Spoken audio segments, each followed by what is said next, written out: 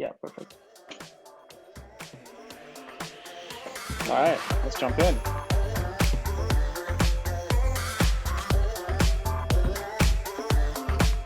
You're listening to Paradigm Shift, a podcast about turning points in companies, careers, and lives. My name is Ashish, and I'm joined by my co-host Zane. And today on our very first episode, we are lucky to have Jonathan Wegener to chat about his experience founding and running Timehop, working on Evan's design team at Snap, what he's up to these days, and what excites him about the future. Jonathan is a very special friend of mine. We've known each other for 15 years. And I can say, in addition to being just a wonderful human and friend, he is, without exaggeration, the most innovative product person I know. He's built multiple products adored by millions, and each one was more unique than the previous one. Jonathan, thanks so much for being here. Thanks for having me. Tell us about how you started building products. I've been building products as long as I can remember, starting with building computers and then building websites on GeoCities and Tripod in the 90s. I built a website to help people download South Park episodes when South Park had just come out and I didn't even get Comedy Central. And I really wanted to find out how to watch South Park episodes, figured out how to bootleg real media player files and download them. Wrote a website to help people do that basically. And that ended up going viral and getting 100,000 visits and just getting me completely addicted to build a scale of the internet. And then all through high school, I ran quirky websites. I have one that's still up called stopthespin.org. It's a nonprofit organization dedicated to stopping the spin of the planet by getting everyone in their car at the same day and pressing full on the gas, facing east so that the world stops turning west or whatever the math is on that. And then all through college, I ran a professor review site called Culpa. Now, Ashish, you probably used Columbia's underground listing of professor ability. And then after college, just kind of continued building things. So how did you get into startups? When did it start becoming a business for you? I think it was senior year of college was the first time I realized that tech could be a job and that the skills that I had developed building these websites and programming and designing databases and coding CSS and stuff, and the product intuition I had around what to make and what to measure and how to build it and how to cut the corners, all of that was a job. That was a skill that mattered to some companies in the world. As I was graduating college, 2007 was when I realized that there was a world of jobs out there for people like me who had those skills. And Ashish, you probably remember this, but living in New York, that wasn't obvious. We went to Columbia where everyone is funneled into consulting and finance. So I'd go to the Career Center for Education and tell them I want to do a startup. And they would just look at me blank. They had no idea how to help me. They didn't have contacts in the startup world. There weren't any startups in New York. It was all in San Francisco. It was all the Stanford network. And there just wasn't any of it at Columbia. That was my moment when I realized that I wanted to join a startup. I started applying this on Craigslist. That was the way you found jobs back then that weren't big companies, since the startups weren't coming to campus and recruiting really. I remember interviewing with one in particular in San Francisco and just realizing I really didn't want to leave New York. I loved the city too much to move west at that point. And it's funny because that company became Stitcher, the radio Stitcher thing. And at the time, it was two dudes who had met each other on Craigslist themselves. The co-founders had met on Craigslist. Their office was a floating pier in the Embarcadero Center. And my interview consisted of the founder taking me grocery shopping with him as he asked me random questions. It was the least professional, most disorganized, most haphazard company experience I had ever had, especially coming out of interviews for consulting jobs. I was just so turned off and terrified by the idea of moving to San Francisco, working with two guys that just met on Craigslist. They're working on a floating pier. It just seemed absolutely insane to me. And so it wasn't until a few years later that I finally made the leap into startups. 2009, when I basically decided to start this subway app called Exit Strategy that helps neurotic New Yorkers ride the subway better by telling you where to stand on the train. So they'll tell you front, middle, back of the train, second car, third door, stand here and you'll be the first person off the New York subway when you pull into your destination station. And that was, an idea I had, couldn't stop thinking about for weeks at a time and just knew I had to execute on. And that was kind of the first time I went from idea to fully launched product with the intention of making money off the product, and had to kind of build a team around it and hire people and negotiate things and incorporate all those moving pieces. Can you tell us more about how you built it and how did you grow it once you launched it? And it sounds like it worked, right? Because you said you were hiring people and all of that. Yeah, it totally worked. I mean, we didn't know if it would work. It started as just a little project where I started on the notepad of my iPhone, which I just got. The iPhone was less than a year old at this point. Started just typing into the notepad, like York Street F train downtown, back of the train, West 4th Street, front of the train. I just started keeping track of this for myself as a notepad doc with text, and because I'm that kind of neurotic New Yorker brain that's always like thinking about optimizing this. And then at some point I was just like, duh, this should be an app. Why isn't this an app? And of course, look on the App Store and no one's done this. No one even has the information of where do you stand for 432 or however many train stations are around New York City. And so it was one of those things that was like, oh, okay, this is going to be a lot of manual labor or some kind of clever crowdsourcing. We need some solution to get this. But the use case is an interesting one. Like the use case was, gather all this data that's expensive to gather and time consuming, and then sell it for 99 cents or $2 or $3, like micropayments effectively, right? Like, sure, people aren't going to pay $50 for a piece of software that tells you where to stand on the subway, but will they pay 50 cents? Will they pay $5? And will a million people pay 99 cents, right? This was the era of $1 million apps. And that was a huge deal that someone had made $1 million off of an app. And this is before Instagram sold for $1 billion. And that was a crazy idea. Like an app was worth $1 billion now. And yeah, basically it took about 7 months to go from idea. I remember just sitting in a library in Brooklyn Business Library, reading up on incorporation and just literally doing it all myself to save money on lawyers because I was basically unemployed. Wow. And had no real faith in the idea other than putting in my time. 7 months later, launched it, lined up an exclusive with a friend, Jenny Aitley, who wrote for the New York Times at the time. And she wrote the piece that kind of broke it for City Room. And it went instantly viral. Like that piece went straight, it came out on the blog at 7 a.m., 6 a.m. in the morning or something. Like the blog auto publishes basically, it's set to a timer. And by the time I woke up at 9 or 10 that morning, I had 20 missed phone calls. I had tons of emails, wow. Wired and Gizmodo and New York Post. They, without even talking to me, because they couldn't reach me because I was asleep because I'd stayed up so late finishing the website, they just published their own articles based on her article, which was super comprehensive. That's amazing. And we had a whole press kit on the website with images and the story and quotes and B-roll footage, and they just ate it up. All these images were just suddenly all over the internet. We made the job of the press really easy. We handed them on a platter a fantastic story and images and screenshots and pictures and all sorts of things that they could use. Yeah, and it just blew up. So I think the first day was maybe $10,000, and then every single radio, New York radio, television, newspaper, public blog, every single one for the next week, basically on repeat, was talking about this app. It took over New York zeitgeist for a week, and it was on New York Magazine's matrix of highbrow, lowbrow. And yeah, to this day, before pandemic, I'd say it was earning $500 to $1,000 a month. 11 years later, 12 years later. That's amazing. So zooming out a little bit, you got your start building products in high school, and you had a few go viral, and you were hooked. Now you get to college, you decide not to go the consulting route.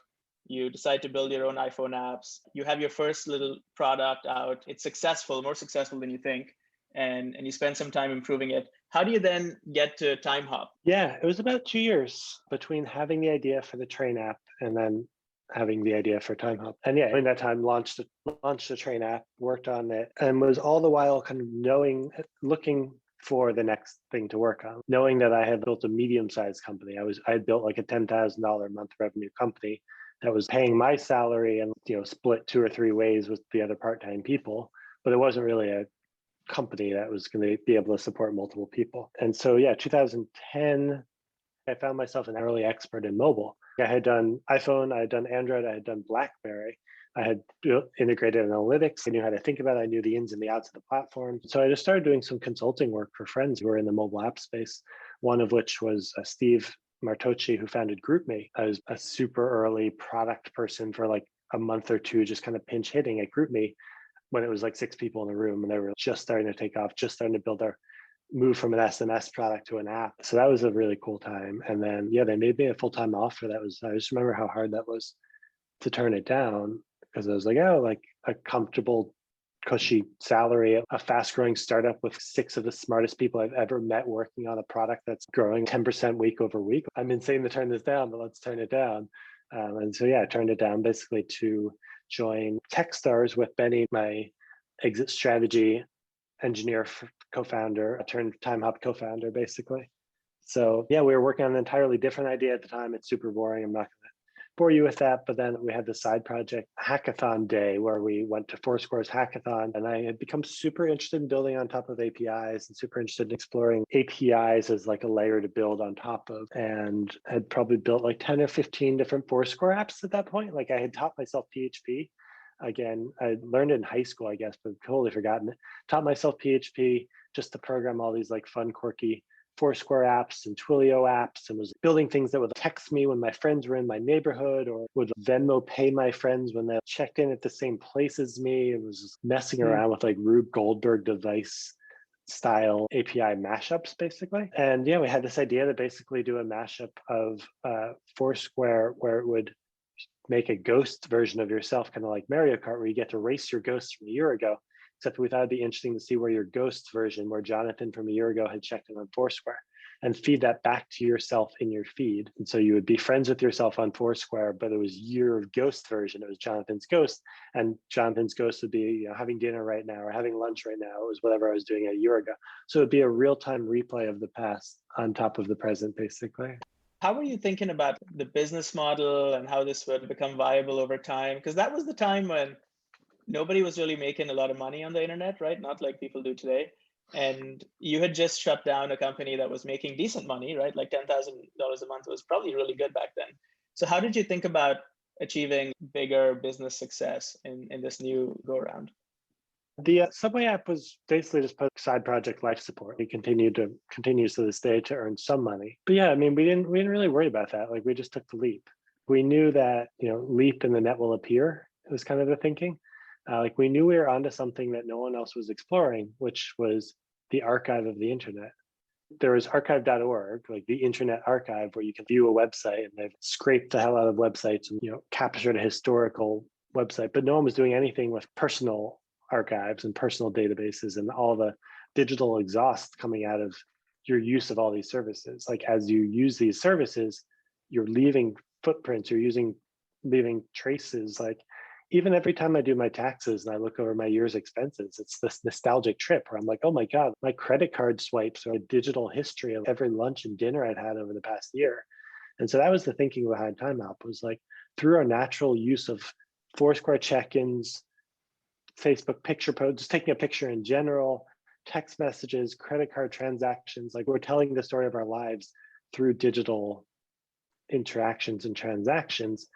What if we take all of that, we wrap it up and we present it to you in compelling ways and make it searchable, we make it scannable, we make it, showcase what you did a year ago. Like we kind of figure out all these ways to like slice, dice, and display the data to you. We took that leap just betting that no one else was focused on old and everyone was focused on the news feed with the newest at the top. And there was no even interface for looking at old tweets, for looking at old posts. There's no way of going back in time.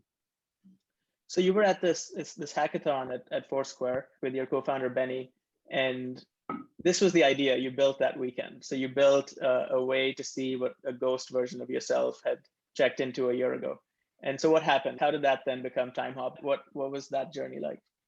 Yeah, so even on that day, because we had these tight constraints of having the ship in one day, maybe 2 days, we had to simplify it. So we cut all these really kind of crazy corners. Like the original idea was that you would create a whole second Foursquare account and we would pipe the data from the first account to the second account, and then you would friend yourself. And like that proved to be incredibly complex. Like you had to open an incognito window, like sign up for a whole new account, and then OAuth twice, and then you had to friend yourself and accept the friend request. You had to have like 2 copies of Foursquare installed. Way too complex for us to build in 12 hours, basically.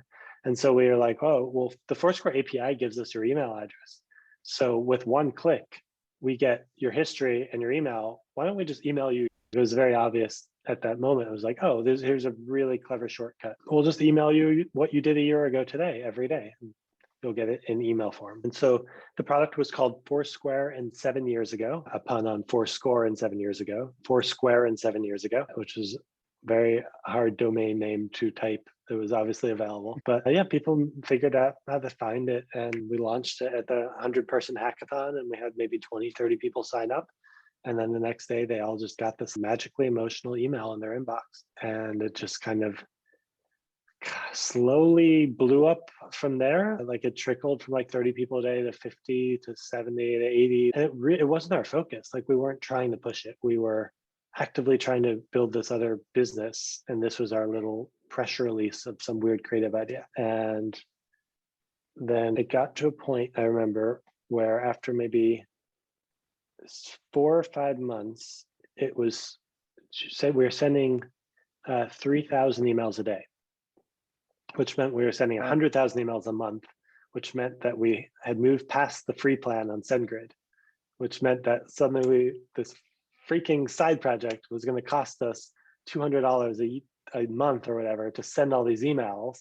And this is so stupid. Like, why are we paying to send people these free emails? We should probably shut it down or double down on it. It was just very obvious to us. We were like, this is working. It's growing organically on its own. The open rates are insane. The engagement rates are insane. People are forwarding the emails to friends. Like there's entirely new behaviors that this is open. It's opened up sharing. It's opened up conversation. It's opened up people replanning the same trips. It's like opened up like a million new doors of possibilities and problems that no one had ever thought about. Like, how do you block your exes? How do you not see memories that you don't want to see? How do you build an interface where you can easily connect to like 6 APIs? How do you how do we scrape text messages? Like, how do we get as much data into the source as we want? So it was just this completely organic growth, and just was like really obvious that we should work on it. And what did that look like? So you decide to double down on it. What do you do next? We raised money. Yeah, we convinced Dennis and Naveen, the Foursquare founders, to write us our first angel checks. I think they're $5,000 tiny little checks, but it was just a really nice vote of confidence. And then we went to Foursquare's investors, OETV and Spark, and we said, your founders invested in us. Look, like, try the product. And they all, because they had been on Foursquare for so long, because they were early Foursquare investors, they were able to taste the product and have the experience. Whereas like other investors probably just didn't have enough digital data to really understand why this was an interesting product experience. But they all got it, and they basically were willing to take that bet on 2 young founders who had a track record of building beloved things. And they wrote us a $1 million check and raised another 100K from angels. That's awesome. And then what did the next chapter of the company look like? We built a team of 4 or 5 or 6 people, maybe. Hired a designer who was fantastic, Rachel. Hired some early engineers and rebranded the thing Timehop. Bought the domain. Figured out that like originally it was going to be called Deja U. Came up with Timehopper, and then realized Timehop was also kind of available for purchase. And yeah, rebranded it, relaunched it, built in more API integrations. It moved from just being Foursquare to Facebook, Twitter, Instagram, and Foursquare, all in one email, all kind of sorted chronologically. And then that kind of started growing on its own, and it was, I think, got to about 100,000 subscribers maybe. And then at some point we couldn't figure out how to grow it as an email. We're like, we need like a Hail Mary, like we need some solution. So basically we're like, let's build a mobile app. Like what's the iPhone app version of this? Like we've built iPhone apps before. Like why didn't it occur to us that like this is really like our skill set? So we're not building an email product. And like, but yeah, that was a controversial move, I remember, because there's a lot of people who are just like, you have 100,000 people every day or whatever opening this email. Like that's a great business. Why would you throw that away to try and like, bet on an app? But yeah, so that worked. And then we built the app, and the app got to about kind of, again, trickled more and more, and got to about 3,000 signups a day. And then that's kind of where it really hit its inflection point. It was probably three years into working on it, to be honest.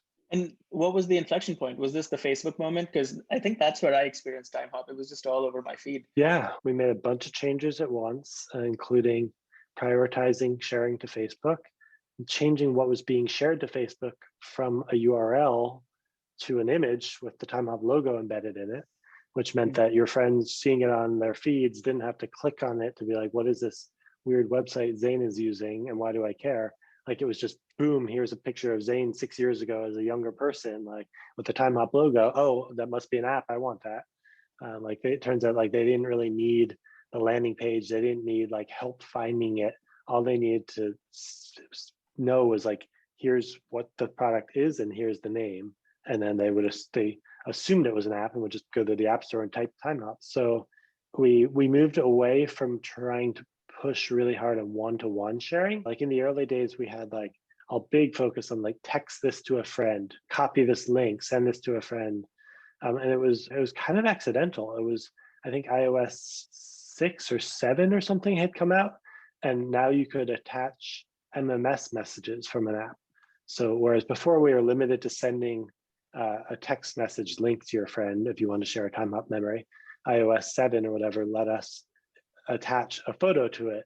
And then it was very obvious from there. It was like, well, let's share that photo to Facebook as well. And then because Facebook was just prioritizing pictures in their newsfeed, then it just kind of like blew up. And so what we saw was really fascinating. We went from basically having like about 1% of our users sharing something every day to 10% of our users sharing something every day. Like 10% of our app opens, 10% of DAU published something to Facebook. Wow. And that drove tons of new eyeballs and visits. I think we're getting 200 million plus eyeballs on Facebook every day of the Timehop brand. And it just started this like crazy fast cycle of growth where we went from signing up 3,000 a day to signing up 60,000 a day on this like perfect, insane curve over the span of like 30 days. And That's so insane. it was just like, yeah, it just picked up, and every day it was just like bigger and bigger and bigger, and the servers were melting down, and we had to just like focus on like keeping the service up and running and figure out how to scale it very quickly because we weren't expecting such a big influx. But in retrospect, like we had the engagement, like we had solved the engagement and we hadn't solved the growth. And then when the two combined and we had solved growth and retention and engagement, then it was just like, it was like a flash in the pan. Like it was just explosive. And you had retention too, right? It sounds like people kept coming back to your app. So yeah, from day one, we had people just using it every single day. I mean, it's got a daily habit built into it. I remember two of these inflection points like it was yesterday, believe it or not. I remember being in Bryant Park with you, walking around at night. I think it was raining. And this is when you were deciding to build an app. And that was, as you said, it was not an easy decision because you had this email newsletter that was growing and that was working really well. And then you were considering building an app you knew it was not easy. Like you would have to hire engineers, it would be really expensive. It pretty much guarantee you that you'd have to raise money again. And it was a significant undertaking. I remember that. And I have to applaud you on your vision for seeing what would happen when you made it much easier to consume. And if I can add one more thing there, a lot of our friends are like, I'll open the email every day because it lands in my inbox. I don't think I would go out of my way to check an app. Yep. Like people just literally tell us, like, I probably don't care enough about seeing what I did a year ago to check an app. Like that seems like a lot of work. So that was a huge bet. Right. Like, will people care enough to open this thing? Can we deliver a push notification reliably that like, how do we get you to open it? How do we even build a daily habit for an app? Like that was a foreign concept. Like, the idea of a daily email is like a Groupon, like a daily Candy, like people are used to getting a daily email. But to design the app with a habit of checking it every day as its core use case was a huge leap. Today, like that's a format that almost everybody has adopted, right? Like Facebook has a version of this, Google Photos has a version of this, I'm betting Snap has a version of this. And so yeah, it's incredible to think back to how counterintuitive it was and how nobody really thought it would work, but clearly it works and it continues to work. What was the other one? The second one was actually, there was right before the inflection point. I remember, obviously we knew the open rates on the email were really high. Then you launched the app and the retention was super high. And I remember Isaac, our friend, also from college, went to consult for you. And Isaac is like a brilliant analytics person, really sharp mind. And I remember him saying going into the meeting, he's like, I think the numbers are fake. I think something's wrong. And he comes and works for you. I think you did a consulting gig or something for a few days. And he was like, I checked the numbers and they're legit. It's crazy. I don't believe it, but they're all real.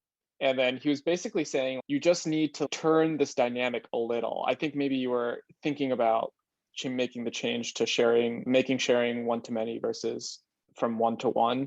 But I remember him distinctly saying the retention's really good. if they just figure out how to get this distribution thing working, I think it could really blow up. And then literally like a week later, I think you made the change and it blew up. I remember him asking probably one of the most important questions that no one had asked, which is, Jonathan, 3,000 people a day are signing up. How are they finding you? And how are they installing it? And we're like, we've never thought about that. Like, where is our current trickle of traffic coming from? And we dropped in a type form survey, like literally just like a web form that popped in your face and was like, hi, answer this question really fast. How did you find us and how did you sign up? Almost always, 80% plus of the time, the answer was I saw it on Facebook. And how did I sign up? I typed Timehop into the App Store. Like no one was like, I used the send to my phone link feature, or like I like copied the URL. Like everyone was just like, yeah, I just typed the name. It's just short name, easy to remember. And so then when we're like, okay, like we don't need to have a whole funnel flow where we try and get people off of Facebook to a website, get them to enter their phone number so we can text them a link to the app to get them to install the app. Like all we need to do is just get the name in front of them on Facebook. And that was like a really simplifying moment. So you start going viral. Can you elaborate on how big it got at peak? How many people were using this every day? Sure. At peak, it maxed out about 7.5 million a day. Wow, amazing.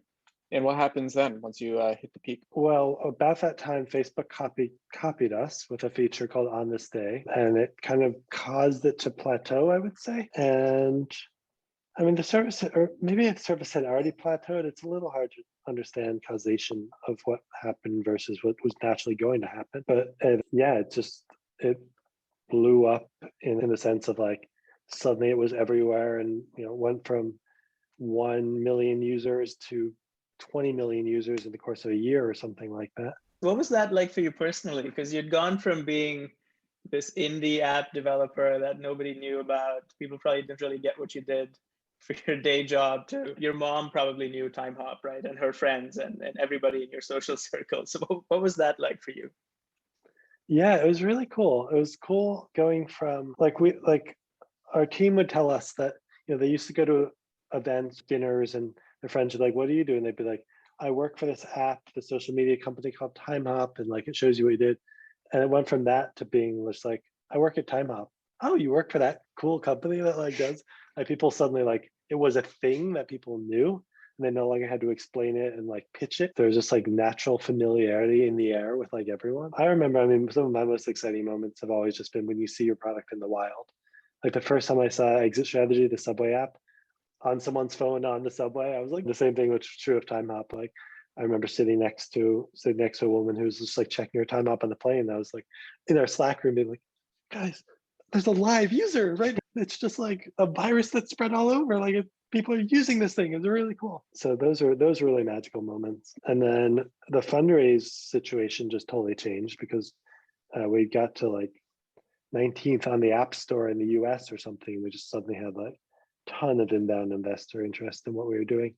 And was basically able to very easily put together a $10 million round without even a pitch deck, to be honest. We had 4 term sheets and we're able to kind of play them off each other and take whatever we wanted. And yes, we raised a lot more money and added a board member and then tried to scale the hell out of the team. We moved from about 6 people to 18, I'd say. I think we tripled the team size and that was really hellish. We went from like everyone being able to fit in the conference room and be part of every meeting and just like gelling really well as a team, to having layers and managers and not even understanding how to build an organization that functions. And suddenly we're just spending a ton of money. We were spending 3 times as much and making, a worse product at a third the speed. So we like lost an order of magnitude of productivity basically. And that was like a really painful lesson in like how not to scale a company and how not to use VC. What's the advice you would give to your younger self if you could go back? I don't know. It's hard to know at what level I would fix the problem. I mean, certainly like hire slower and be more careful would be one thing. Like no one told us that we should build a C-suite. We probably should have immediately hired a COO or a GM or something like that. We probably should have immediately hired a VP of engineering to help us build the engineering org and manage it. Instead, we just tried to hire everyone ourselves, like 2 kids, 24, 25-year-olds who had never really built a team other than the 3 people around us, suddenly trying to hire 20 people. And we had no idea what we were doing. We had no idea how to hire good people. We had no idea how to find good people. We had no idea, even some of the people who were great, we just didn't know what to do with them when they joined the company. We didn't know how to set them up for success. We didn't know how to set goals. We didn't know how to set deadlines. We didn't know how to run retros and define KPIs and do all these basic things. So I think in retrospect, I would have either not taken that much funding is one obvious takeaway, but then even if we did, I think I would just been very thoughtful about how to spend it, how to scale the team, and making sure that we have the right senior people in place before we bring in a ton of junior people. And leaning on those experienced senior people to hire the junior people versus just trying to do it ourselves as junior people ourselves. That makes total sense. Stupidly, we worked backwards. I'm like, okay, we have $10 million in the bank now, and you're expected to use your venture round in like 18 to 24 months. So, okay, let's work backwards now. So that means $5 million a year we have to spend, which means, an average salary of 100 to 200K. That means we can basically afford, okay, so that 25 people, cool. So what 25 seats do we want? Like, we worked from like achieving a spend level back, not like what's on fire that we could really use a human hand here helping us in this office. What needs solving now? It was just like, let's hire 10 engineers. How do we get that number? Because the funding lets us. It was so totally backwards. So you have all this money in the bank, your user base is growing super fast. Facebook is about to copy you, or maybe they already have at this point. What is the rest of the Timehop story look like? Like, how did that affect you, and how did that change your vision or your execution? And curious to hear how that went. And then of course we want to get to what you're doing today, which I think is really interesting too. Sure. I mean, the short of the story is, we burned through a lot of that money. The service plateaued. It plateaued at a very nice number. I mean, it wasn't quite 7, but it has, to this day, has millions of people using it every day. And so it hit its plateau. It wasn't growing gangbusters anymore, but it was at an orbit that was very respectable and very real user base with very real costs of running the service. Like, we're spending $100,000 to $200,000 in server expenses a month as well. So we kind of had this, this moment where it's just like very obvious that like we're not going to be able to raise another round. We don't have up into the right growth, but we do have a live user base using the heck out of this product, and we are running out of money rapidly. So let's make some money. So we cut some costs. We did some really clever stuff around like reducing server costs, even something as stupid as like, we ingest, when you would sign up, we would ingest what you were doing a year ago. We'd store it in a database. We never cleaned up that database. It just grew to be, a huge database that we were paying S3 and AWS a huge amount of money every month to store. When we looked at it, we realized that like, half of this data is from churned users that haven't opened the app in 90 days or 30 days. And if they do open the app, it'll just treat them like a new user and re-ingest their information. Like, we were just like, boom, delete the data. And suddenly our server costs fell from $200,000 a month to $100,000 a month. And we were like, look, we just saved $100,000. It's like 10 more employees we could have hired. So it's like all this really low hanging fruit in terms of managing costs, and then really low hanging fruit in terms of monetizing the product. I remember this day we put a single banner ad in the product and it just started printing money. And we're like, we just made $15,000 today by showing 5 million people an ad. Like, what the hell? Like, why didn't we do this years ago? This is so easy. And so yeah, it didn't stay that high, but I just remember like suddenly we were like, earning 100, 200, 300,000 a month just by having a single ad and managing our costs basically. And so it became a mildly profitable company. I would say it wasn't throwing off a ton of cash, but it wasn't going to crash into the ground anymore. So we basically stabilized it. And then the next few years, basically one of our angel investors, this guy, Rick Webb, stepped in to run. He had built our ad sales team, and he basically came on and as our COO, as I stepped out of the company, and he's really taken it in an advertising direction. So the company now has a whole second company built on top of it called Nimbus that makes ad tech products for mid-sized mobile apps like Timehop, where it does a real-time auction of ad bids from all the different ad networks and slots in the highest paying banner ad into your app. So it helps companies like Timehop make more money basically. And that is a totally different business, totally different needs. It needs a B2B sales team, it needs integration, it needs success managers, it needs API development, like SDK development, so it's a whole different set of needs in the consumer company. But yeah, the company is kind of now a 2-in-1 where You still have a few people working on the original consumer app. You still have millions of people using it. But now this ad tech that has been developed for this original consumer app and is best of class because it was built on live users with real machine learning and like really built to fit this use case like a glove, is now being sold and monetized as a SaaS service. That's amazing. And is that running as a bootstrapped company today, or did Rick go out and raise some more money? They haven't raised any more money. Yeah, it's been, the last raise was 2014. So yeah, they've never taken more money, and the investors, to be honest, kind of wrote it off as dead. And like Rick and the team were like, there's a lot of people still using this and a lot of work to be done. Like and so I can't take too much credit for the ad direction, and that's not my background. That's not my strong suit, and that's not my interest. But Rick and Matt, the current team running it, basically have done a really good job transitioning it to a whole second business. And is that business bigger than the Timehop business today? It's not yet. The Timehop business continues to fund the advertising business, but there's no reason why the ad business can't grow by several orders of magnitude from where it is right now once the pieces start clicking there. Before we get to what you're doing today, you had a quick detour at Snap. What was that like? How did you end up at Snap? What's Evan like? What's the company like?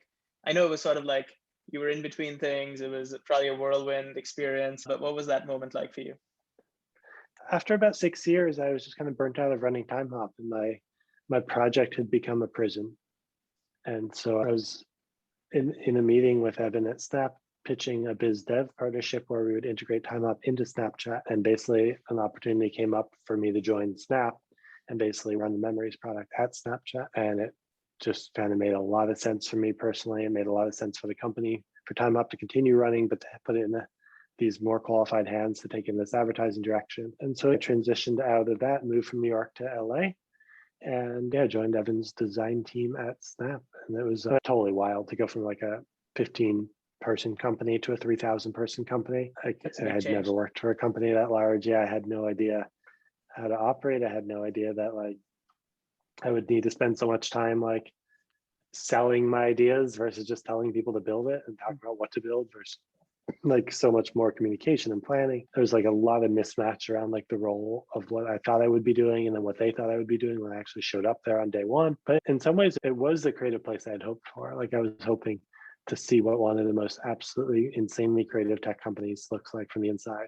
And I got that glimpse. It is the Willy Wonka chocolate factory of technology. Especially the design team, right? I don't know a ton about Snap, but the little I know is the design team is kind of like the driving force in many ways. Is that right? Yeah. The brain trust, like when I was there, it was a 20-person team, and all of the decisions in the entire company, everything from M&A decisions to product decisions are made by that team. Even things like the design of the Spectacles vending machine, the whole like skeuomorphic face with the buttons, like that, all that came out of the design team. And then there's Spectacles stuff. There's like flying cameras, like it's just like all this insane stuff. So it's not a very data-driven company, or maybe they balance the two. Because I was at Facebook for a bit, and very data-driven, right? I'm sure you have friends there. So what was the data culture at Snap like? I mean, I think the data tells you what the world looks like today, but it doesn't necessarily tell you what the world could look like tomorrow. And I think Snap is a very vision-driven and a very company of dreamers, where they try and imagine what the world looks like and where they want to be versus just measuring what there is today and optimizing it. And I think that causes you to create massive category inventing leaps, like inventing the stories format. I mean, that predated me. I can't take any credit for that, but to me, like that is an insane accomplishment that they've invented one of the most popular formats of media on mobile today. And there's so many subtle things in that design that are non-obvious, like just how the whole right half of the screen is the tap zone. It's so mobile friendly. It's so giant. Snap is just a very, very much like a vision-driven place. I'd love to shift gears and talk more about what you're up to these days. What are you working on nowadays, Jonathan? Working on a new type of app that is an offline app. So we're building interactive audio experiences on top of AirPods. And the way it works is that one person takes the left AirPod, one person takes the right AirPod, And our app plays opposite sides of the same story.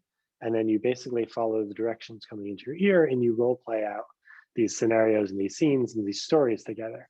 And so kind of like how Headspace walks you through meditating, there's a voice in your ear walking you through meditating, our product walks you through playing a game and becoming the central character in a fiction that is mapped to your house and is cinematically created through sound design and voice design and clever writing and gameplay, is cinematically like surrounds you. So we have two distinct products. We have a product for 7 to 11-year-olds that's quietly live on the App Store today. It's called Go Games, and you get to basically become spies and zombies and ghost hunters and mermaids, and it's all just, you know, participatory storytelling. It's kind of like Dungeons and Dragons or something, where there's like a person in your ear telling you how to play out this story, and you follow the directions and become the main characters of you become the hero of the story, basically.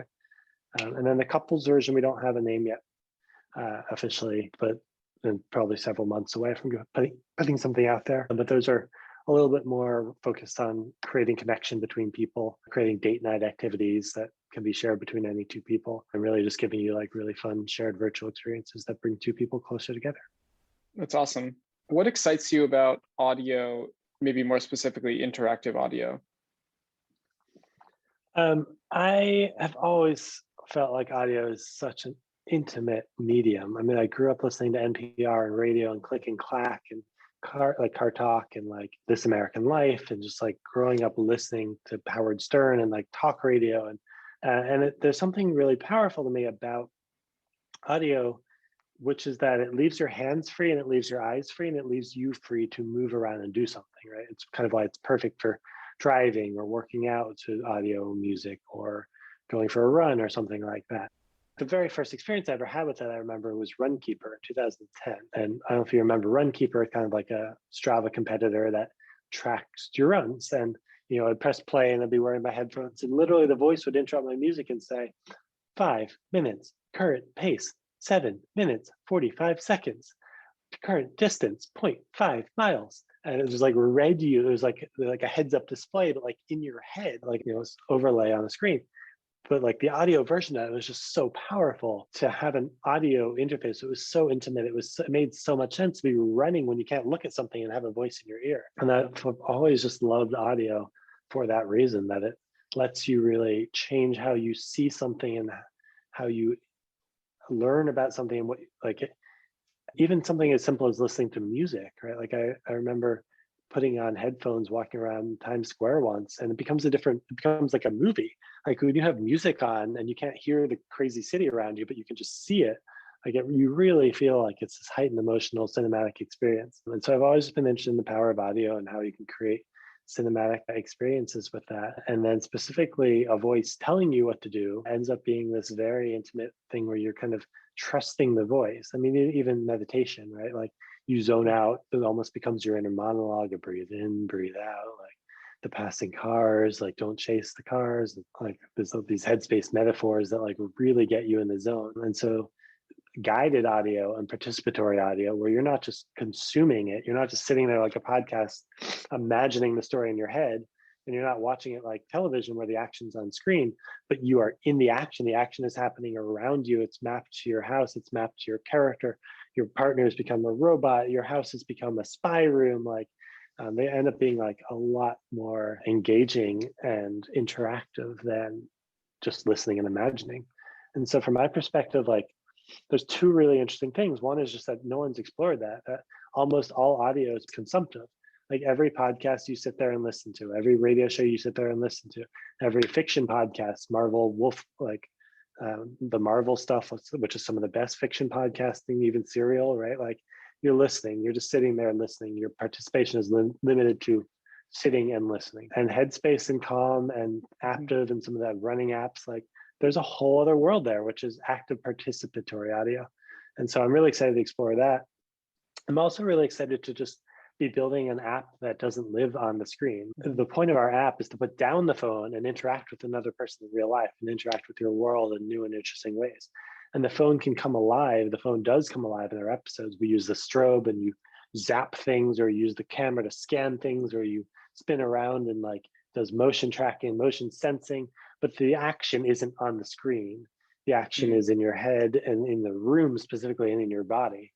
I like to say we make apps that leap off of the phone and into your living room. And that to me is an entirely new category of software development. Like if you think of every episode we have as its own app, like what are all the apps that you could be using that exist and create physical real world interaction, whether it's guiding you through cooking, guiding you through lovemaking, guiding you through a therapeutic conversation to repair your marriage, guiding you through running, guiding you through workouts. Like there's just a million different, there's an entire app store that should be built on top of the idea of offline activities that are digitally enabled. And so that's the thesis of what happens when an app is no longer constrained to a four-inch tall little piece of glass, what you're looking at, but the app is all around you. The app comes to life in real life. We've talked about this before, in the framework that you helped me develop that made it a little easier for me to understand is if you think about the products on a grid with two axes, and one is like active and inactive, and the other axis audio versus video. So you could think of like Netflix as video and passive, and video game is video and active, and workout videos, podcast. Yeah, exactly. Workout videos, yes, exactly, are that's a video huge and active. category.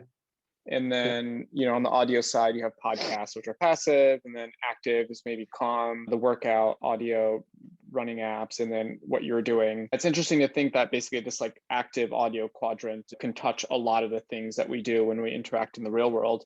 Do you have a sense of the opportunity size of active audio versus passive audio, or are there any proxies? It's hard to know until you execute on it and actually make it, right? I mean, one interesting metric is that gaming is a bigger business than movies, and movies are a bigger business than music even. Like the scale of gaming, it dwarfs music and movies. And that to me goes to show, to some extent at least, that like active engaged products where you're gaming and playing versus watching and listening is a bigger business. I also don't know that it's totally black and white. Like we're starting to develop some stories for kids specifically where you're kind of being guided, but you're kind of already doing the thing. Like, for example, we have like a series of toothbrush ones where you're guided through brushing your teeth, and there's a character, like an evil cavity character, and your general wisdom as your character, and you have to like get that cavity in the back. And so like we're starting to do like stories where like kids make their beds to stories. It's kind of starting to move towards like a story for every moment.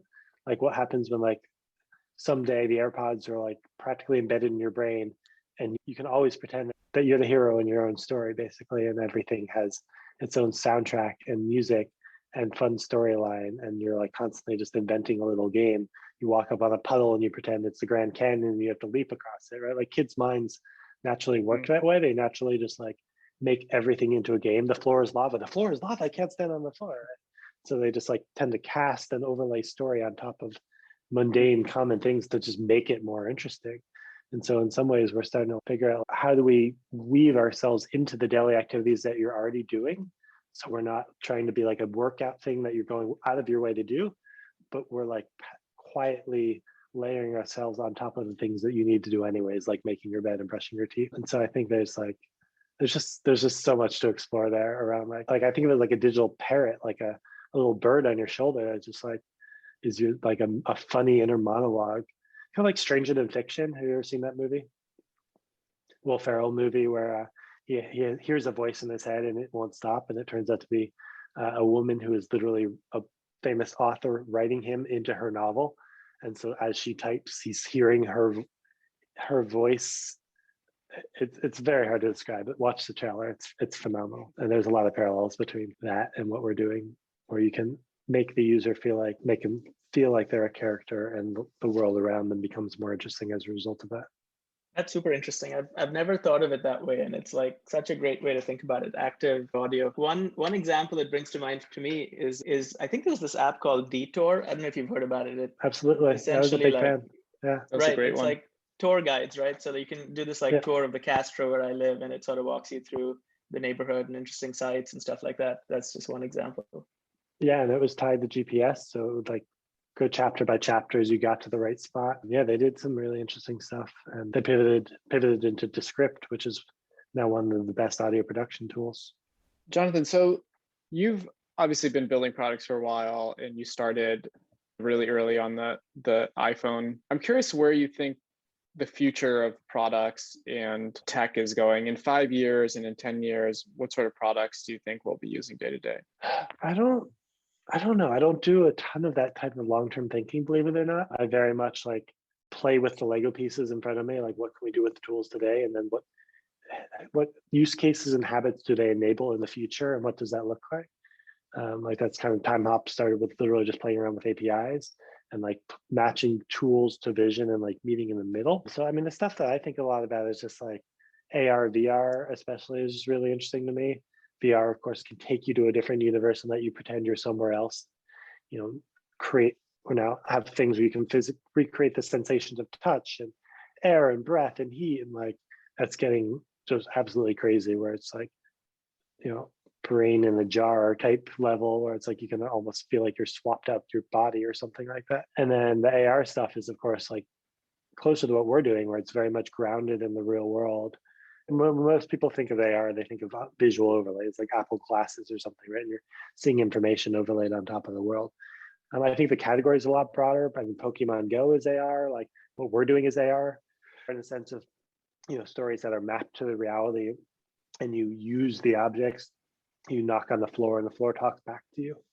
In one of our kids' stories, for example. So I think AR is a category with, you know, it's 1 foot in the real world and 1 foot in the digital world.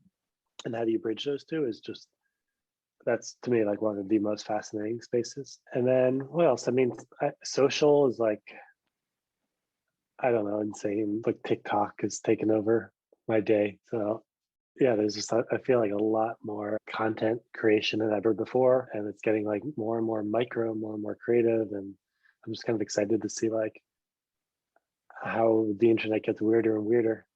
TikTok to me is like such a weird, happy place on the internet.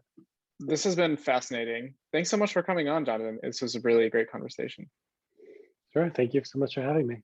If people want to follow you or get in touch with you online, what's a good way for them to find you on the internet? I'm at J Wegener, JWEGENER, on almost every service: Twitter, Instagram, Facebook, probably Twitter, where I post my pithiest stuff. And then also feel free to check out GoGo Games on the App Store, especially if you have kids or cousins or siblings who are 7 to 11. It's kind of our sweet spot. And I'd love any feedback on the product. I can attest to the amazing tweets. So please follow him on Twitter and check out the app. It's really unlike anything I've ever seen. That's GoGo Games on the iOS store. Thanks again, Jonathan. Cool. Thank you, folks.